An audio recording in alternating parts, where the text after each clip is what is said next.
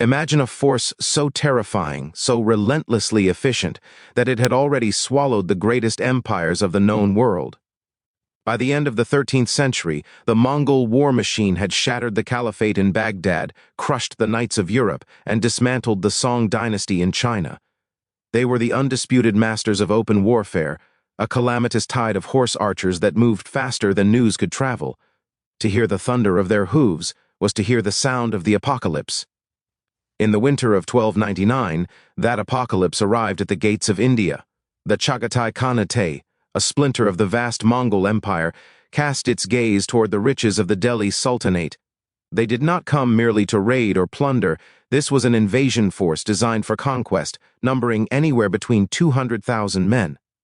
Leading them was Kutluk Khwaja, a commander who knew the terrifying legacy he carried. Against this unstoppable force stood Alauddin Khalji, the Sultan of Delhi. History has often painted Khalji as a ruthless tyrant, a man of blood and iron. Yet in this moment, he was the only shield standing between the Indian subcontinent and total subjugation. The conventional wisdom of the time, whispered by trembling advisors and seasoned generals alike, was to barricade the gates.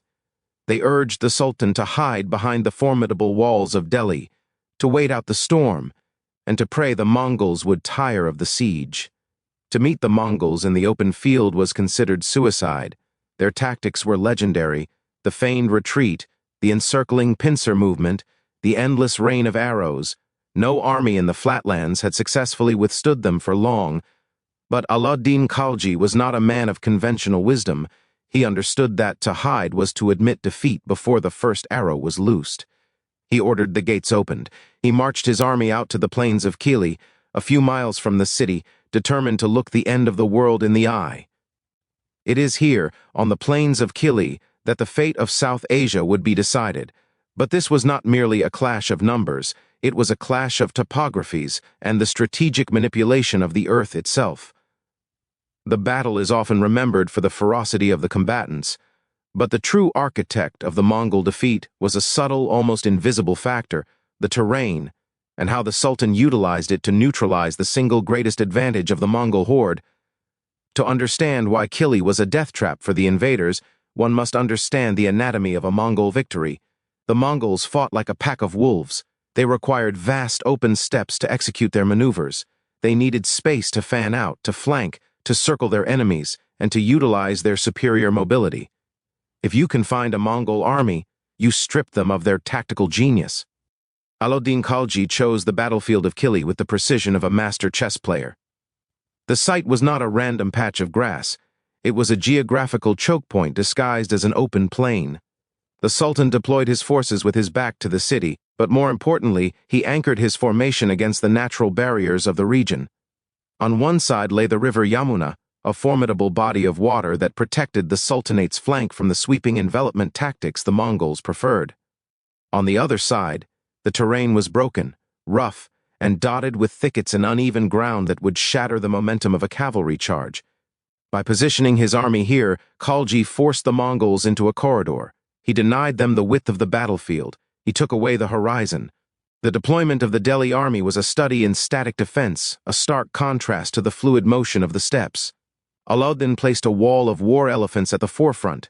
These were not merely animals, they were living fortresses, clad in chainmail, their tusks tipped with steel. Behind them stood the heavy cavalry and the infantry. The plan was simple yet terrifyingly risky: hold the line. Do not chase, do not break formation. Force the Mongols to come to them, through the narrow channel where their numbers would count for nothing and their speed would be rendered useless. As the sun rose over Kili, the sheer scale of the confrontation became visible.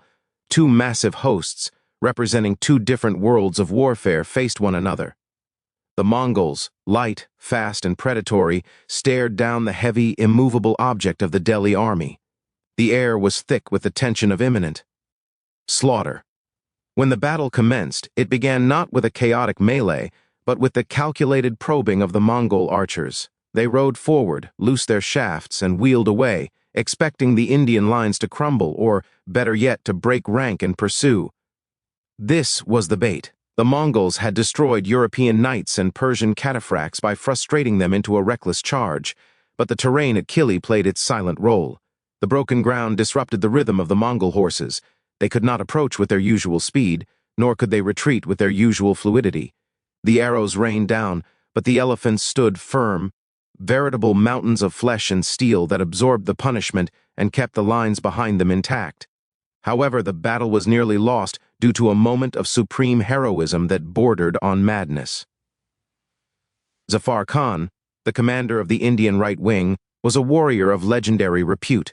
Whether overcome by the heat of battle or seeing an opening he could not resist, Zafar Khan broke the Sultan's strict orders. He charged. With his elite cavalry, he smashed into the Mongol left, driving them back with a ferocity that stunned the invaders. For a moment, it seemed he would rout them single-handedly. The Mongols, recognizing a threat, did what they did best. They engaged in a feigned retreat. They drew Zafar Khan deeper and deeper away from the safety of the main army, pulling him into the open where their numbers could swarm him. Zafar Khan and his men fought like demons, but they were cut off. The Mongol commander, Kutlu Khwaja, saw the opportunity to crush this isolated unit and then turn on the exposed flank of the Sultan. This was the critical juncture. In any other battle, on any other field, the Sultan would have been forced to send reserves to save his general, thereby breaking his own formation and falling into the Mongol trap. Or the Mongols would have used the gap left by Zafar Khan to encircle the main army. But the terrain of Kili intervened once more. The river and the rough ground that had limited the Mongols' approach now prevented them from capitalizing on their success against Zafar Khan. They could not swing their main force around quickly enough to strike the Sultan's center before the gap was plugged. Alauddin Khalji, watching from his command post, made the hardest decision of his life. He saw his greatest general being surrounded. He saw the trap, and he chose not to move. He maintained the integrity of his line, using the river to guard his blind side. He sacrificed the peace to save the game. Zafar Khan perished, refusing to surrender, taking countless Mongols with him, but the main army of Delhi remained an unbroken wall. The death of Zafar Khan, paradoxically, struck fear into the Mongol heart.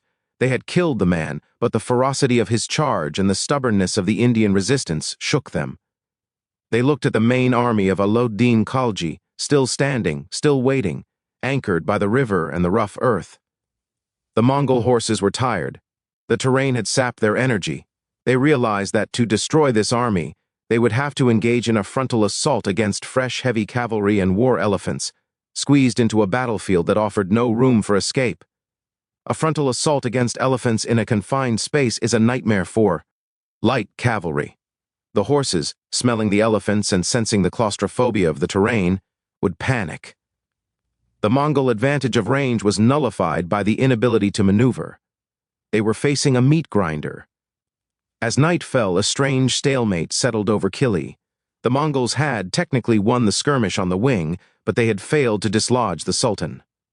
Kutlu Khwaja, injured and exhausted, convened with his commanders. They looked at the maps. They looked at the geography that had betrayed them.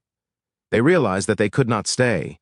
They were thousands of miles from home, in hostile territory, facing an enemy that refused to play by their rules, positioned on ground that turned their greatest strengths into weaknesses. The psychological impact of the terrain cannot be overstated. The Mongols were used to the psychological domination of their enemies. They were used to armies fleeing at the sight of them. Here, the earth itself seemed to conspire with the Sultan to hold them in place. The refusal of the Delhi army to break, combined with the geographical constraints, created a sense of futility among the invaders. In the dead of night, a decision was made that would change the course of history. The Mongols did not attack the next morning. They did not attempt another flanking maneuver. They struck their camp and vanished. They retreated toward the mountain passes from whence they came. It was not a rout, but it was a strategic defeat of the highest order. The invincible wave had broken against the rock of Kili. The significance of this victory is often lost in the broader strokes of history, but its implications were profound. Had Alauddin Khalji met the Mongols on the open plains of Punjab, or had he stayed cowering behind the walls of Delhi, allowing the Mongols to ravage the countryside and starve the city, the history of India would likely have been written in the same blood-soaked script as Persia and Central Asia. The culture, the architecture, and the political structures of the subcontinent would have been razed. Instead, The Battle of Kili proved that the Mongols could be stopped. It demonstrated that the terror of the steppes had limits. It wasn't just courage that saved Delhi, it was the cold, calculating application of geography. It was the understanding that in war, the ground you stand on is as much a weapon as the sword in your hand. Alauddin Khalji returned to Delhi not just as a survivor, but as a victor who had stared down the apocalypse. He would go on to fortify his frontiers and revolutionize his military, but it was that day at Kili, where he turned the plains into a prison for the Mongol horde, that established his legacy. He had utilized the river, the rough ground, and the iron discipline of his line to deny the Mongols the one thing they needed to win: space. In the annals of military history, Kili stands as a masterclass in terrain utilization. It serves as a reminder that even the most overwhelming force can be neutralized if the defender dictates where the battle is fought. The Mongols arrived as the masters of the world, expecting a hunt. They left as a frustrated army that had finally met a wall they could not ride around. The secret advantage was never magic, nor was it mere luck. It was the land itself, weaponized by a ruler who refused to kneel.